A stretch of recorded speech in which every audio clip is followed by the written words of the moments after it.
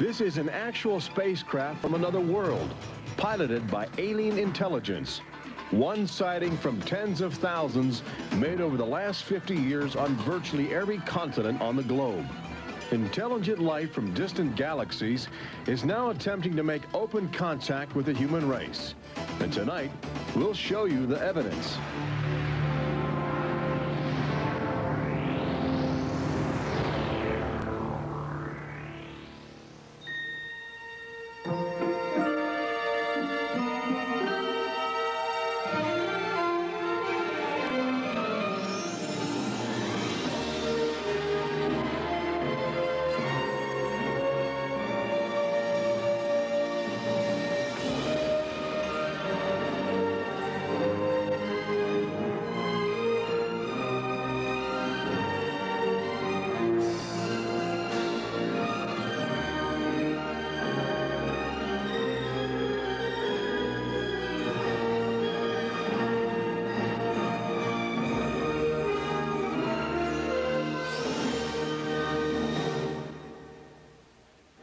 Tonight we celebrate the new Tomorrowland at Walt Disney World in Florida with a television special that's out of this world. Hello, I'm Michael Eisner, head of the Walt Disney Company.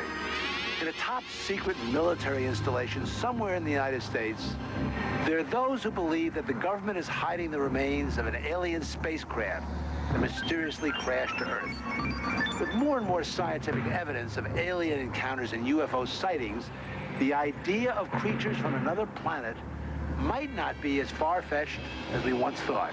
In fact, one of you out there could have the next alien encounter. Enjoy tonight's special. I'm going to walk over and see if I can sneak a peek. Maybe not.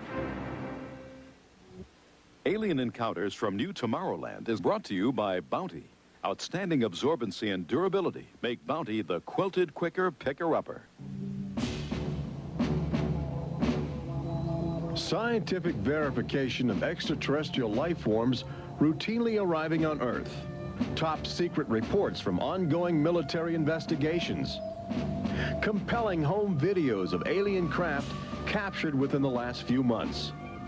World figures who have gone public with their own extraterrestrial experiences. The shocking history of government misinformation programs designed to prevent widespread panic. And personal accounts of those who have been abducted and studied against their will. It's happened to me, it's happened to my sister, and I believe my mother. My son looks me straight in the eyes, and he says, "They took blood out of you, Mama." They don't ask permission, they take you. But it's such an incredible secret, nobody wants to believe it. There is valuable scientific data that would prove once and for all that planet Earth is being visited by a highly evolved intelligence that is not from this world. Wait a minute. I've had enough. Stop it. From beyond the boundaries of our perceptions, intelligent beings are beckoning mankind to join the galactic community. It's an invitation which is both wondrous and terrifying. This is the nature of alien encounters. Mankind has the unique ability to ignore the obvious, especially when the facts reveal a disturbing truth. We once believed the sun revolved around the earth. When Galileo demonstrated the reverse is true in 1634, he was charged with heresy and placed under house arrest for the last 8 years of his life. The charges were later dropped, 342 years later. Now, as we approach a new millennium, mankind is in the midst of the most profound event in history, actual contact with intelligent life from other planets. For nearly 50 years, officials have been documenting routine alien encounters here on Earth. And thousands of people have seen or experienced this alien presence. Yet many others still refuse to acknowledge the obvious evidence all around them. What is it like to be confronted by a creature whose intelligence and skill is far beyond the comprehension of mankind? Would it be enlightening? Would it be an exercise in terror? Or perhaps both? Here in the new Tomorrowland at the Walt Disney World Resort near Orlando, Florida, these concepts are brought to life as guests experience their own alien encounter, a sensory thriller from Disney and George Lucas. We'll give you a sneak preview later in the show. But first, we must prepare you for the future with some shocking insights from the recent past. Alien ships seem to arrive in waves. And if the last few years are any indication, planet Earth is experiencing a tsunami of sightings.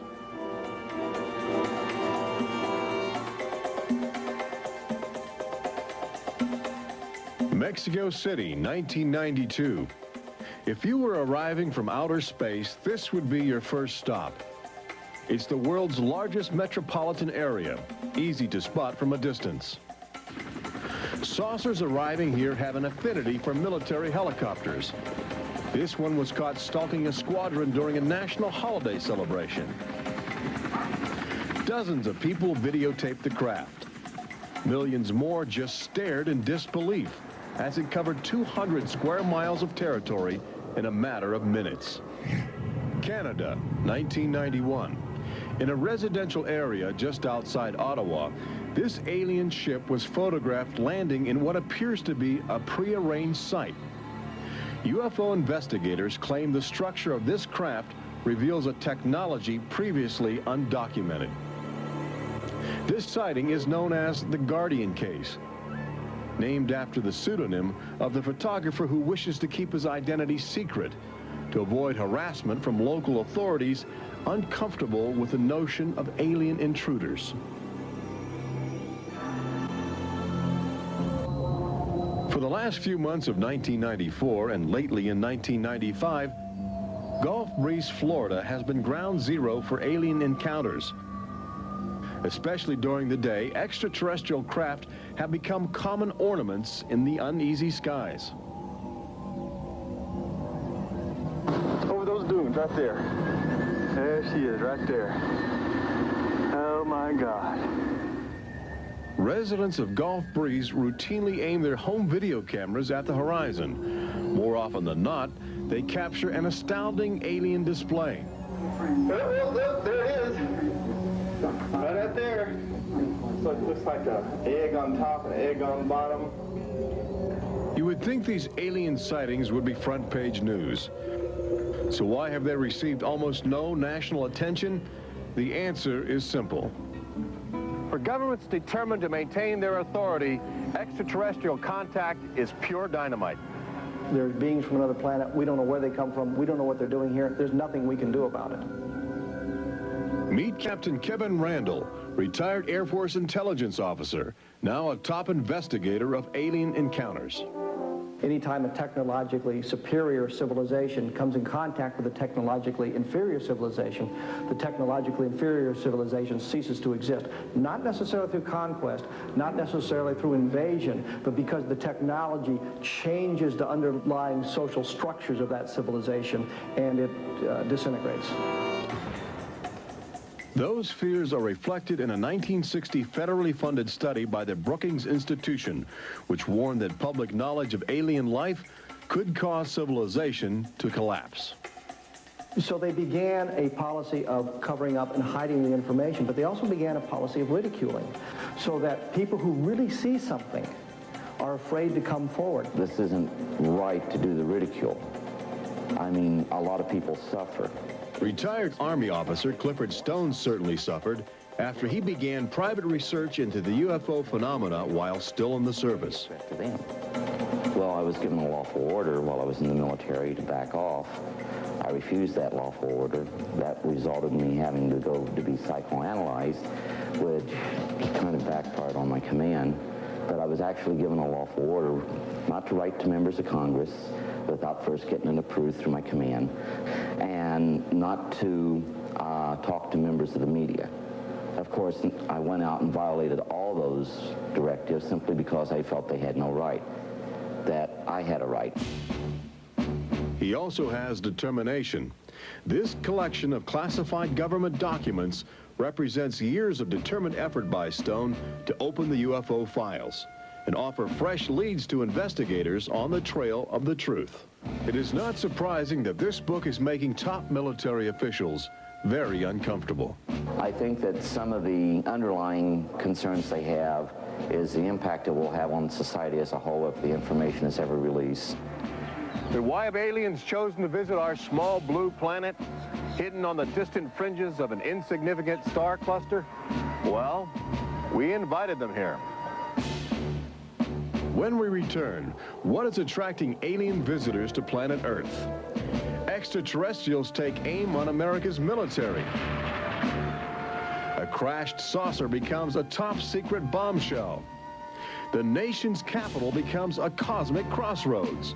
And later, how Disney Imagineers have designed a way to prepare humans for their inevitable alien encounter.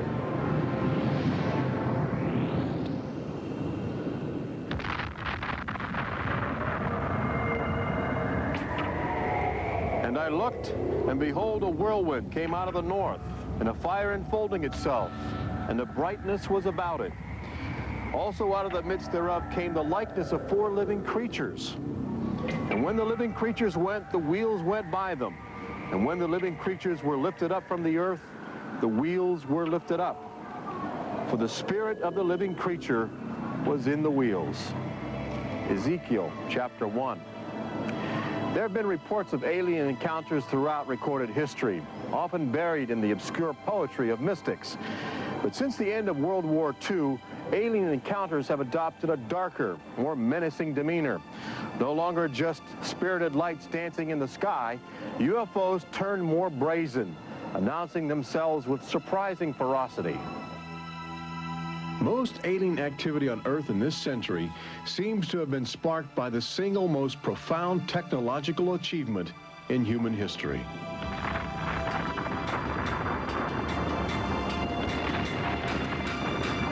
The atomic bomb did more than blow away every conventional notion of combat. It also saddled mankind with the awesome responsibility of life and death for the entire planet. But what the world didn't know in 1945 was that the atomic bomb's brilliant burst of energy would also be mankind's cosmic calling card, announcing to the universe that a technological society had evolved on a small blue planet in the backwaters of the stars. So as the world celebrated the war's end in 1945, aliens who heard man's atomic trumpet were already charting their course towards Earth, responding to our open invitation. As early as 1947, the large alien ships began to arrive, navigated by living creatures. Their advanced physics allowed them to traverse the galaxy and pierce Earth's atmosphere with amazing speed. The U.S. military immediately went on the alert against the unknown menace. Sightings were perceived as threats to the security of an America still reeling from the edgy consciousness of war. And the sightings were taking place all across the country. I glanced up and there were 3 flying saucers in a V with what appeared to be a dome on the top with, I can't be sure, but I believe I saw the sun glinting off of windows or observation portholes of sort. I think it was from outer space, but friendly. Army fighter planes are on patrol for flying saucers. Cameras installed to photograph them. Portland, Oregon, the area from which came the first weird reports.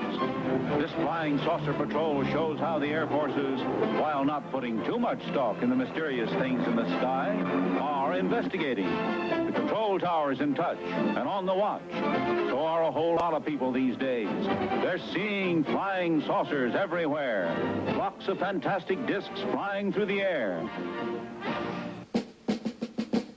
But the military finally had to admit that something was happening that they didn't understand, offering their first and only public statement on the UFO phenomenon.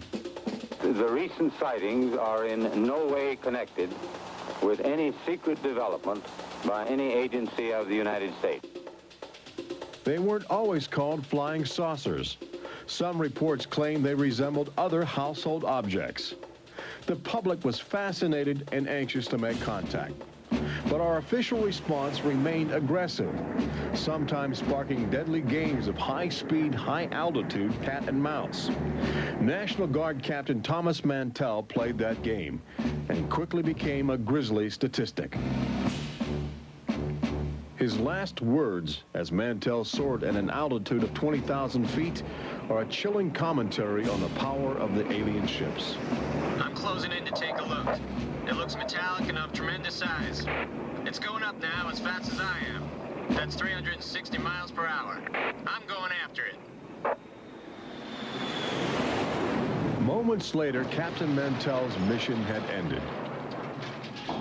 Occasionally, the tables were turned. More than one alien craft crashed and was recovered for secret U.S. military research. The most famous case took place in July of 1947, just outside the community of Roswell, New Mexico. Famous because local officials openly admitted they had retrieved an alien ship before their commanders instructed them to keep the story confidential. What you can't explain, they reasoned, you must deny. July of 1947, the Army Air Forces at Roswell announced we had captured a flying saucer. You can say our government announced in July of 1947 they had a flying saucer. 3 hours later, they announced, no, it's merely a weather balloon. The officers at Roswell made a mistake. But our government has come forward and said, yes, we had a flying saucer. Then they took it back. Any one of your viewers can go back to the newspapers on July 8th, July 9th of 1947, and just front page headline after headline that the government had captured a flying saucer. Don Schmidt from the Center for UFO Studies in Chicago is convinced that the Roswell case is the linchpin in America's ongoing alien cover-up. We have over 550 witnesses. They were there. They handled the debris. They saw the craft. They saw the bodies. They handled the crew members of that craft.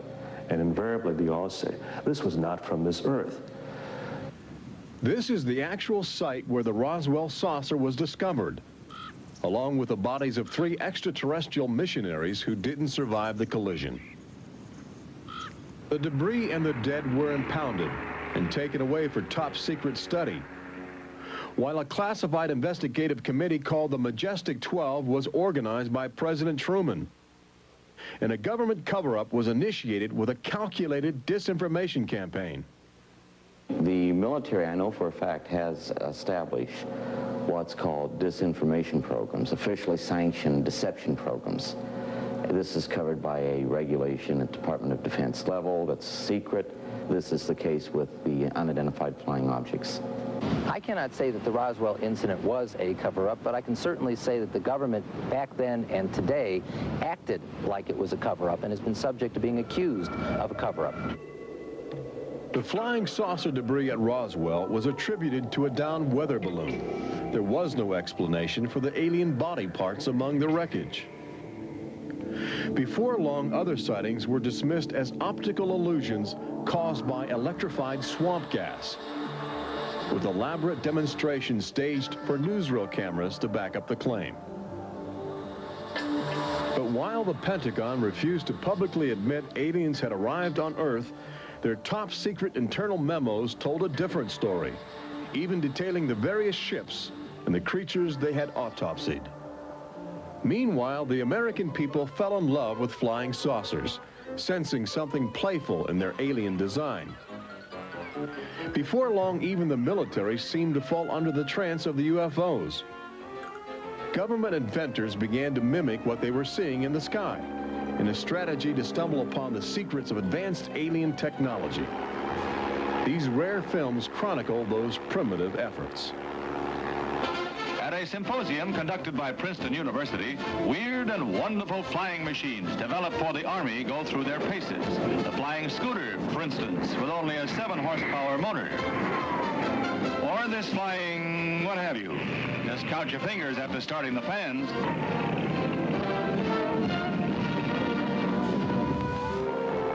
The naive attempts to copy the saucers began to look foolish, especially in July of 1952, when real alien ships were routinely buzzing over Washington, D.C., leading fighter pilots on frustrated chases lasting as long as 6 hours.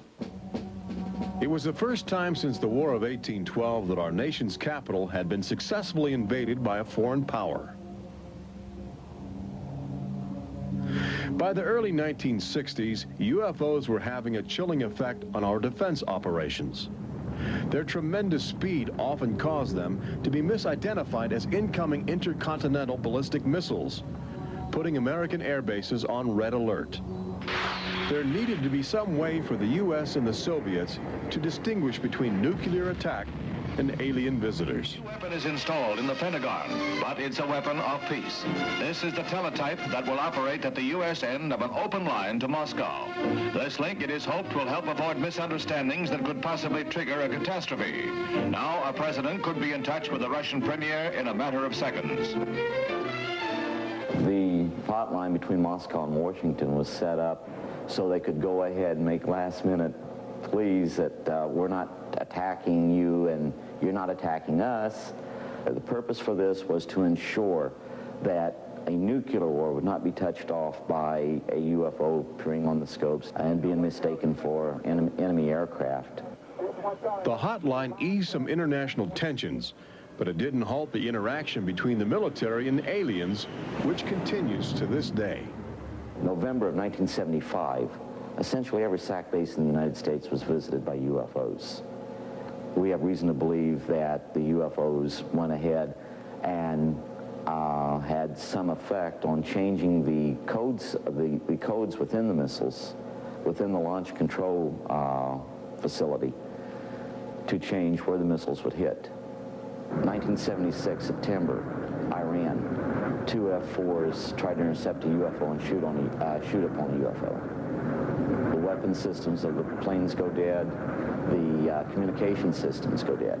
These are just 2 examples of cases which sound like they came out of science fiction, but in reality, they're from government documentation. Documents released by the State Department. Main engines up and burning. September 1991, Space Shuttle Mission 48. Commander Clayton and his crew point their cameras at the planet's horizon for a live broadcast to Earth. Many viewers noticed an alien ship playfully cavorting around the shuttle at tremendous speeds. NASA still refuses to acknowledge the incident. But since that time, the space agency no longer allows public access to live unscrambled television signals from shuttle missions. Currently in 1995, the Federal Emergency Management Agency trains personnel with a manual that suggests techniques in communicating with extraterrestrials encountered in the line of duty. This document is in marked contrast to a federal law passed by Congress in 1969, which makes it illegal for any American to have contact with an extraterrestrial, punishable by a $5,000 fine and a year in jail. Ironically, both documents were composed by a government which refuses to publicly admit that there is intelligent life on other planets. Indications are that government, military, and scientific leaders will soon release nearly a half-century of official documentation of ongoing alien encounters on Earth. Perhaps they feel it would be too embarrassing not to reveal the truth before the truth reveals itself. But these FBI files acquired through the Freedom of Information Act outline nearly 50 years of UFO reports investigated by federal agents all across America. Overwhelming evidence that something sinister is at work. But look carefully. The torn pages, the ragged copies, the large areas blacked out in an effort to keep secrets locked away. If we are keeping information, which I am certain we are, from the American public on unidentified flying objects, then we're wrong. Government has an obligation to the people to tell the truth. No matter what that truth might be, the people have a right to know that planet Earth is being visited by a highly evolved intelligence that is not from this world.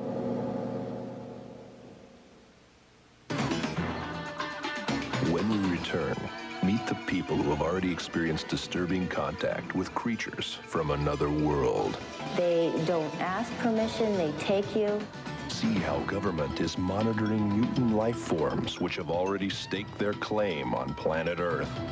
And join Robert Urich on the fringes of the future in Walt Disney World's Magic Kingdom as Disney Imagineers prepare the public for their inevitable alien encounter.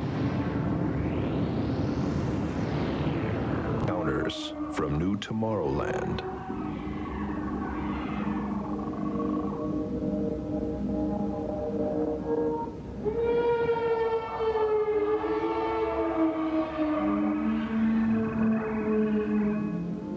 The fact is, everyone encounters alien life forms each day. We've just become accustomed to ignoring the evidence. We expect the first visitors from outer space to arrive in flying saucers. But there are new scientific suggestions that the microbiotic organisms, which routinely invade human bodies in the form of viral disease, may have extraterrestrial connections. These minute alien life forms may very well be the advanced invasion force, leading the way to test Earth's environment for more complex and determined creatures.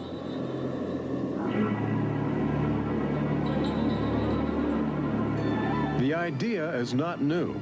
Arrhenius, a Swedish chemist who died in 1927, first proposed the theory of transfermia, the notion that life is universally dispersed, possibly carried by cosmic winds across the vast expanse of the galaxy in the form of viral spores. Uncovering this mutating alien life is an ongoing government project carried out by scientific teams at NASA.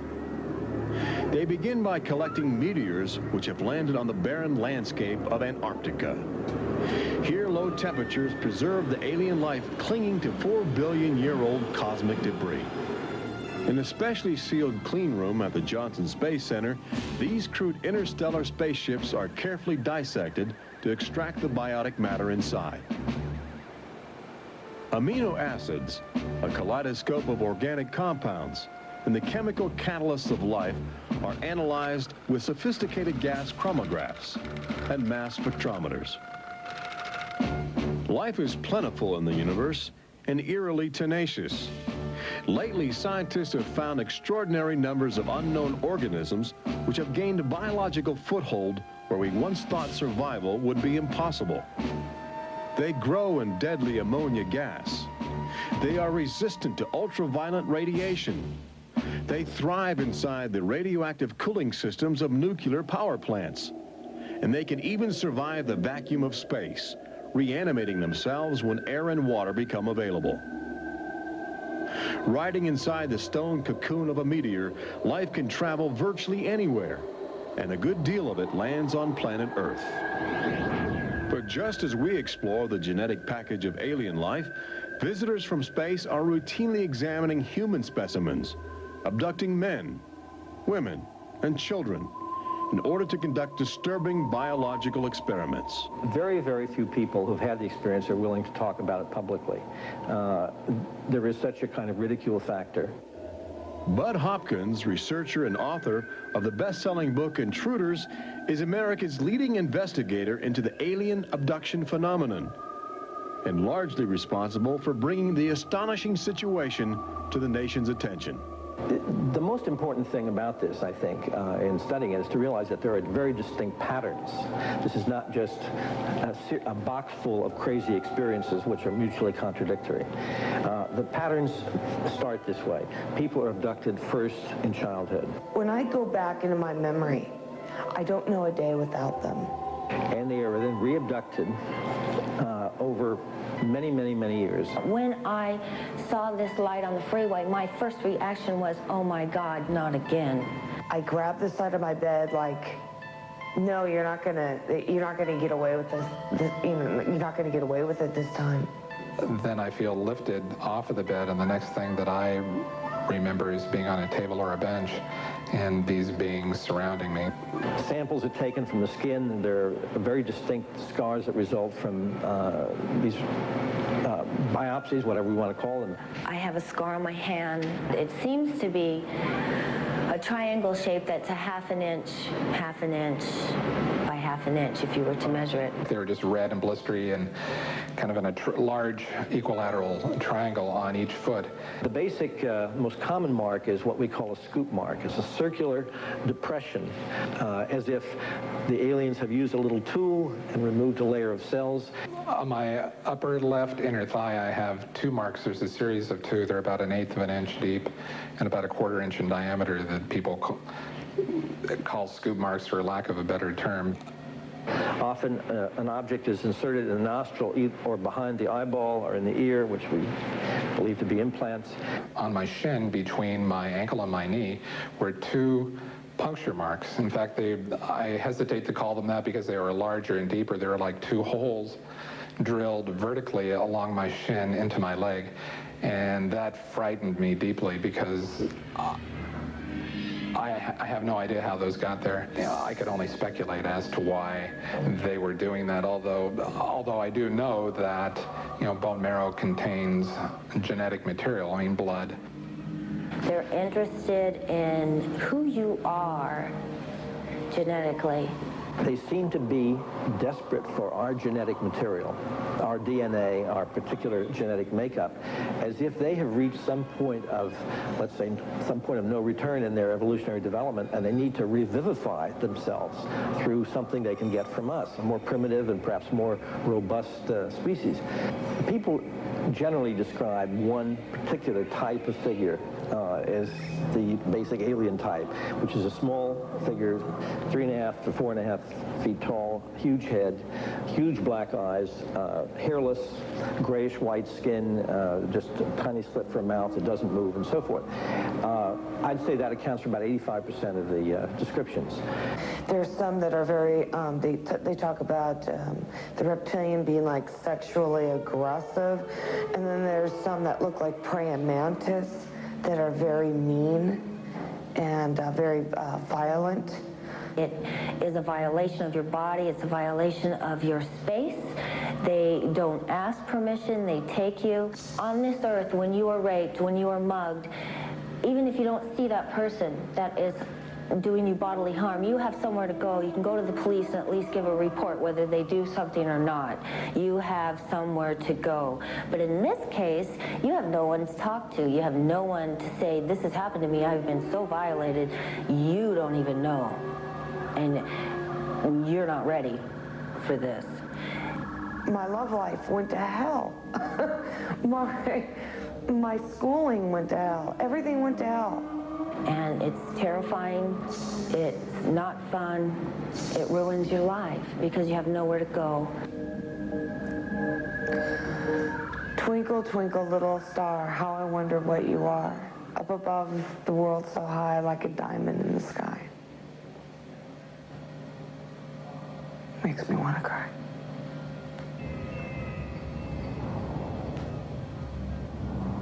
Part of the trauma involved in this is our government telling us that these objects don't exist. And I seem, and other members of my family, and other people seem to have these experiences. It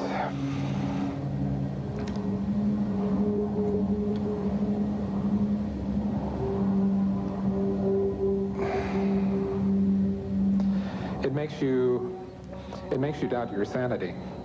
The range of people who have had abductions around the world, because it is a global phenomenon, is just, it's a total range. I've worked with people who are of Oriental backgrounds, African-American background, Hispanics. I've worked with one NASA scientist, a research scientist, who is an abductee, a police lieutenant from the South, doctors, lawyers. I mean, I've had, incidentally, 7 psychiatrists come to me because of their own personal abduction experiences. The phenomenon affects people from all walks of life. And it has a dramatic effect on families. Debbie and Terry know firsthand. Both are ongoing abductees with deep concerns about the chilling connections between aliens and their children. I thought this was mental illness. Then my son started speaking about little airmen coming into his room and taking us up, and there was even one point where he said, "They took blood out of you, Mama." He wanted guarding all the time. He wouldn't go to bed at night unless I slept with him. He was angry. And the other thing is he started setting traps. One night my husband came home from work and there's these little colored stones all over the garage. And Dale, my husband, said, "What is this for?" And he says, "Well, this is when the airmen come, they slip and fall on their butts." The interesting thing about children is a sort of innocence about their perceptions. I will present these cards of different heads, and there's Santa Claus, Batman, policeman, a clown, Ninja Turtle, an alien. What we do is to see how the child responds when we get to the alien face, and it can be extremely moving, because I've seen children just collapse when they see the drawing of the alien, crying, hugging their fathers or their mothers in terror. Well, she was 4 years old, and she was past bedwetting and all of that behavior. She was beyond that, and she'd never wet her bed. And when we moved to Banning, she started having nightmares every night and wetting her bed. And a couple of weeks ago, she had a bunch of scratches on her face, and she didn't have them when she went to bed. I said, what happened? And it was funny. The only thing I could get out of her was that she asked me, do aliens hurt you? And I went, what? And a woman told me, for instance, that her little girl, when she was first able to talk, would tell her about these nightmares of what she called the bugs coming in the room. And they were big bugs with big eyes. And again, there were some physical marks, all the surrounding evidence suggesting abductions. At one point, the mother, a few years later, was getting out of the car with her daughter at a shopping mall, and the Goodyear blimp was coming over. And the little child said, Mommy, look, don't you remember when you and I were up in that thing with the bugs? The last time I had a session, in that session I actually saw Lexi being escorted by two small grays. And it was very upsetting to me. I could not handle the fact that my daughter was being subjected to something that I had no control over. And when I think you have no control over something, that you're so helpless, it's like your child's drowning or something, and you can't save them. I feel like I'm going to go crazy because there isn't anything I could do for my son. I know. One of the most interesting things, too, from a child's point of view, has to do with the fact that communication is telepathic. One little boy drew on some drawings he'd made for me of the aliens. He put on the side of the head, each alien head, a gigantic ear, just one. And his mother said, what's that? And he said, well, Mommy, I know they don't have ears, but I put that there because, you know, they can hear everything you're thinking. When we return, Robert Urich takes you to the new Tomorrowland in Walt Disney World's Magic Kingdom, where Disney Imagineers are creating extra terrestrial excitement, preparing the public for cosmic contact with a virtual alien encounter.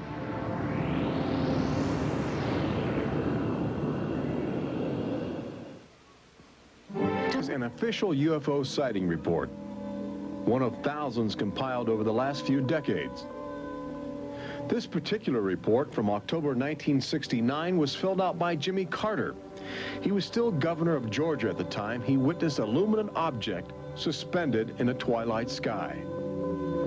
Later, when he assumed the office of President of the United States, his staff attempted to explore the availability of official investigations into alien contact.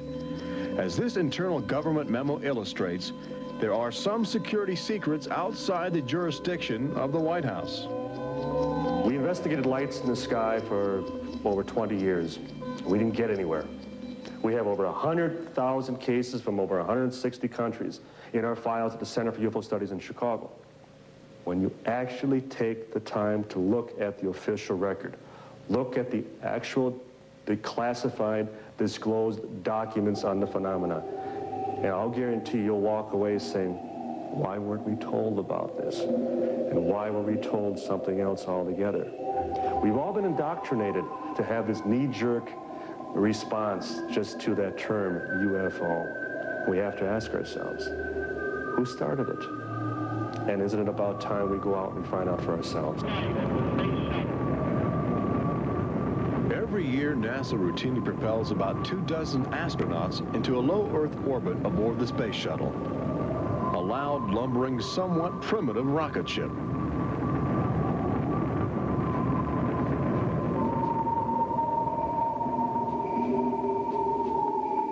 But but most Americans will likely explore outer space aboard crafts of alien origin.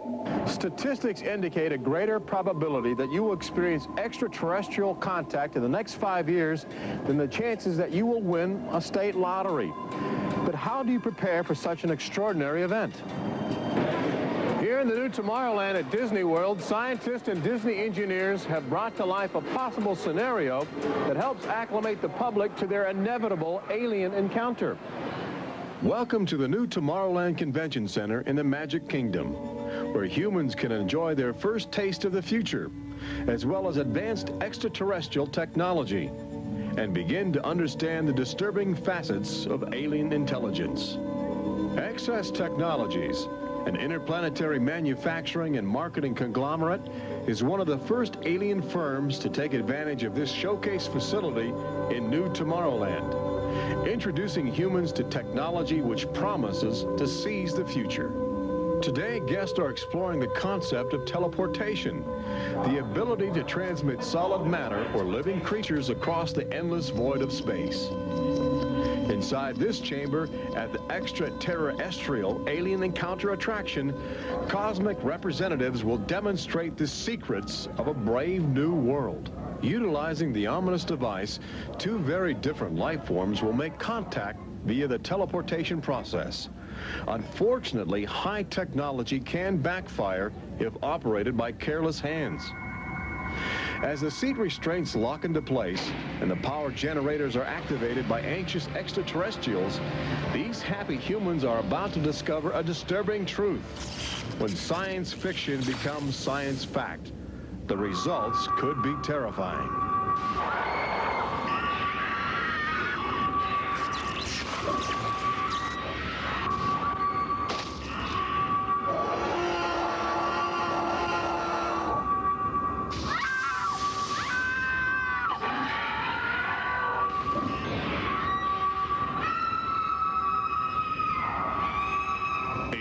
Encounter opens at Walt Disney World summer 1995.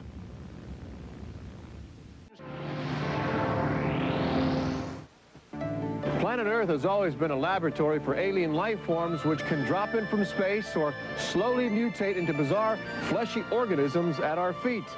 Understanding the nature of these strange creatures from above and below is the greatest challenge of our age. We now know that our future, indeed the future of Earth itself, rests in the balance of the solid and the ethereal, of common sense and the irrational, in our relationship with alien life as grotesque as a fungus or as glorious as the heavens.